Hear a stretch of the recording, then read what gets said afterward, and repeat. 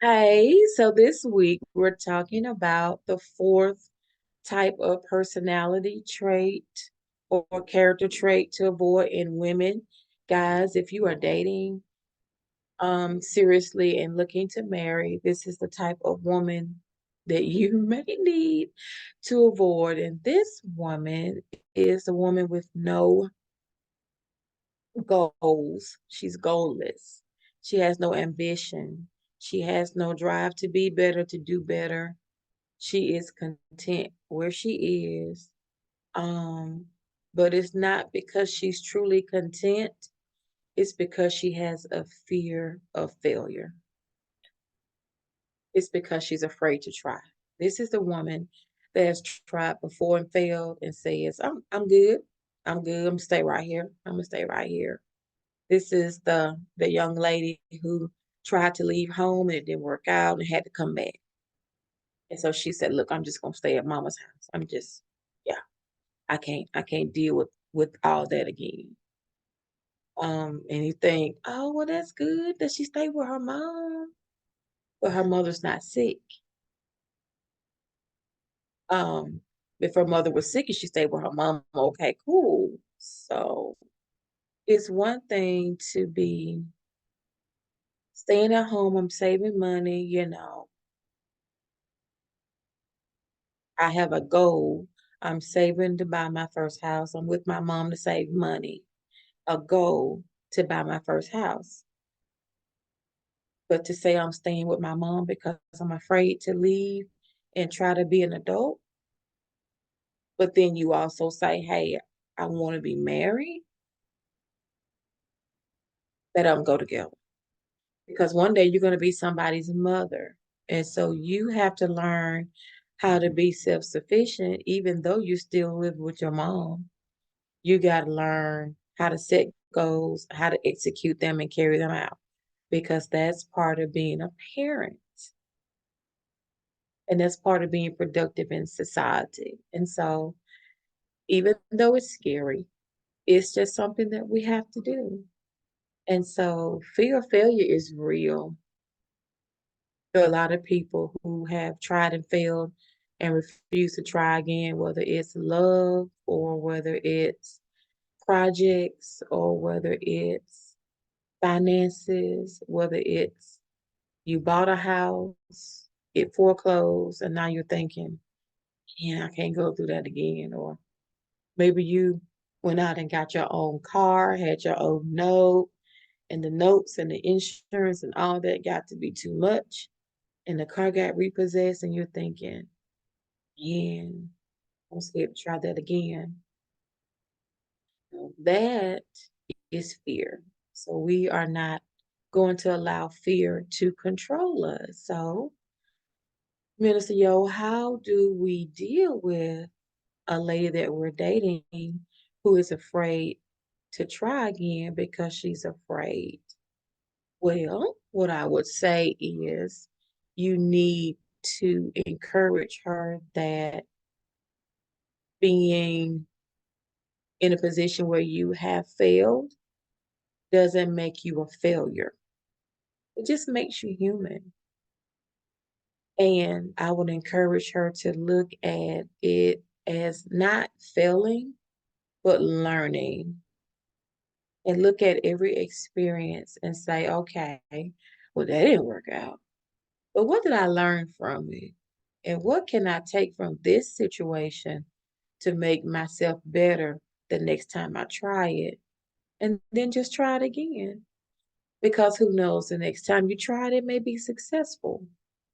The fear limits us and it causes us to shrink and to cower down and to not be what God has called us to be. And, to be honest, there are people who are called to our story, who are called to our voice, our testimony.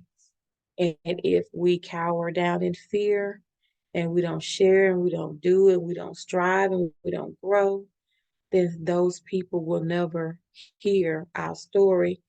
And they're going through the same thing and they won't know, hey, there's hope on the other side. So you have to try again. You have to make a goal. You have to execute it.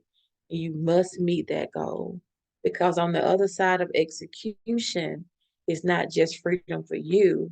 It may just be freedom for someone else. And you may just find your purpose on the other side of fear. So that's motivation in itself to just keep going, keep trying, keep striving, keep failing. You may fail, but you are not a failure. Learn from your lessons. Get counseling if you need to. Yes. Look up scriptures on fear and understand that God has not given that to us. That's the trick of the enemy. And you are more than a conqueror. You can do it. You cannot be this way. And um, a guy would say, yeah, this might help me. Because, like, you can't help them carry out goals. What if you meet a man and you get married and he wants to set the goal of starting his own business and he needs you to help him figure out how to set a goal, how to work the plan and execute it. And that's something that you've never done. You never know. We're called to be helpers. And that may be the area where you're called to help your husband to be. So this is an area that we need to um, get in line with and learn how to set goals and execute them to the glory of God, be better people, and be that good thing that our fiancés are looking for because you can't just confess, I want to get married, but then you not work to be the kind of woman that is marriage material. So, no, all is not lost, guys. If you have a woman in your life and she has lost her ambition, her voice, her doesn't know her purpose, doesn't know how to set goals, all is not lost. If she's willing to be coached, there are many life coaches out there.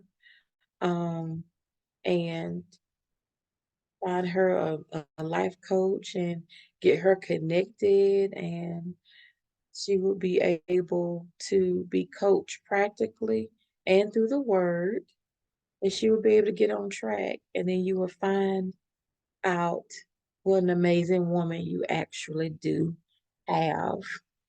That's my best shot. This is the end of the four-part series where we discuss the four types of personality traits or character traits to avoid while dating if you're serious about getting married. The first one was the easy woman who is easy to sleep with. The second woman is the controlling, jealous woman. Mm-mm. The third type of woman is the woman with no boundaries, with that's a pushover that has no opinion. Fourth type of woman is the woman with no goals, the woman with no ambition.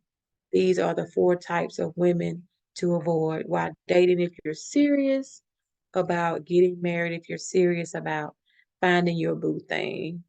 Now, these type of women can be helped with counseling and coaching if they're willing to get help. All is not lost. But if you see it coming and they're not willing to change, don't just hang around wasting time. They're not willing to change. That's a red flag. You can pray for them, but it may be time to cut your losses and move on. I hope this helped you. Until next time, go in God.